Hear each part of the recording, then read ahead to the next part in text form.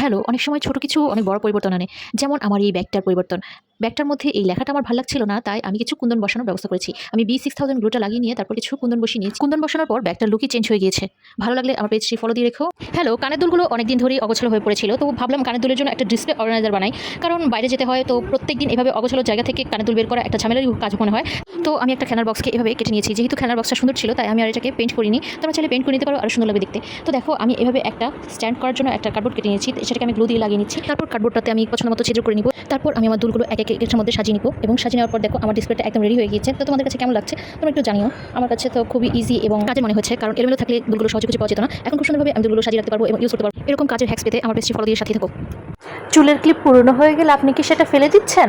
ফেলে দিবেন না। দেখুন, আমি আমার একটা পুরনো চুলের ক্লিপকে একদম নতুন করে ফেলেছি। এখানে আমি আমার একটা পুরনো চুলের ক্লিপের মাঝে কিছু কুন্দন বসিয়ে নিয়েছি এবং এটা দেখতে এত সুন্দর হয়েছে বলার বাইরে। এখন এগুলো ট্রেন্ডিংয়ে আছে, কেউ কুন্দন বসাচ্ছে, কেউ পার্ল বসাচ্ছে। তো আমি এখানে কিছু কুন্দন বসিয়ে নিয়েছি এবং বসিয়ে নেওয়ার পর এটার আউটলুকটা এত সুন্দর হয়েছে, আমি জাস্ট অবাক। তোমরাও করতে পারো। হ্যালো, আগে একটা ক্লিপের মধ্যে তোমাদেরকে কুন্দন বসিয়ে দেখিয়েছিলাম, আজকে দেখাচ্ছি পুঁতি বসিয়ে। মিস্টার DIY শপের মধ্যে দেখলাম এই ক্লিপগুলো ভালোই দামে বিক্রি হচ্ছে। তো আমি ভাবলাম বাসায় বানিয়ে নিই, সেজন্য আমি একটা পুরনো ক্লিপ নিয়েছি B7000 গ্লো এবং কিছু পুঁতি। ক্লিপটার মধ্যে গ্লো লাগিয়ে তারপর আমি পুঁতিগুলো একটা একটা করে লাগিয়ে নিচ্ছি।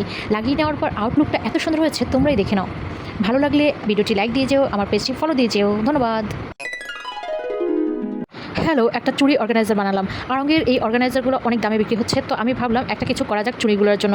তো আমি এখানে একটা কন্টেইনার নিয়েছি, যেটাতে আমরা অনেক সময় ফ্রিজে মাছ মাংস রাখি। এরকম একটা কন্টেইনার নিয়েছি। সেই কন্টেইনারটার মধ্যে আমি চুড়িগুলো সুন্দর করে সাজিয়ে রাখবো। কিন্তু তার আগে আমি একটা কাপড় বিছিয়ে নিয়েছি, কারণ কাপড় বিছিয়ে নিলে এখানে ধুলোবালি জমার সম্ভাবনা কম থাকে। তো দেখো, গুছিয়ে নেওয়ার পর খুব সুন্দর লাগছে। ভালো লাগলে ভিডিওতে একটা লাইক দিয়ে যেও, পেজটি ফলো দিয়ে যেও। ধন্যবাদ। হ্যালো, তোমাদের মাঝে আরেকটা ক্রাফট ভিডিও নিয়ে চলে এসেছি। আজকে আমি বানাবো হিজাব পিন বানানোর জন্য এখানে আমি নিয়েছি কিছু কুন্দন এবং একটা শপিং ব্যাগের একটা টুকরা এবং B6000 গ্লুটা। তো এখানে আমি শপিং ব্যাগের টুকরাটার মধ্যে গ্লু লাগিয়ে তারপর কুন্দনগুলো আমি যেভাবে চাচ্ছি ঠিক সেভাবে সাজিয়ে নিয়েছি। তোমরা চাইলে তোমাদের মন মতো করে সাজিয়ে নিতে পারো। দেখো কত সুন্দর হয়েছে। এখন আমি এটাকে চারপাশ থেকে কেটে নিয়েছি। কেটে নেওয়ার পর আমি এখানে একটা সেফটি পিন লাগিয়ে দিব। তো গ্লু দিয়ে আমি সেফটি পিন লাগিয়ে দিয়েছি এবং এটাকে আরেকটু মজবুত করার জন্য একটা টেপ লাগিয়ে দিয়েছি। তো দেখো, আমার হিজাব পিনটা তৈরি হয়ে গিয়েছে। তোমরা চাইলে তোমাদের মন মতো করে হিজাব পিন বানিয়ে নিতে পারো এইভাবে। হ্যালো, ভাইরাল সেই চুড়িগুলো বাসায় বানিয়ে ফেলেছি। দেখো, আমি এখানে কাঁচের চুড়ি নিয়েছি। কাঁচের চুড়ির মধ্যে গ্লু লাগিয়ে আমি একবারে 0 সাইজের যে স্টোনগুলো আছে সেই স্টোনগুলো লাগিয়ে নিয়েছি। আমি পুরো চুড়িতে লাগাইনি, আমি একটু গ্যাপ দিয়ে দিয়ে 4বারে লাগিয়েছি। দেখো কত সুন্দর হয়েছে।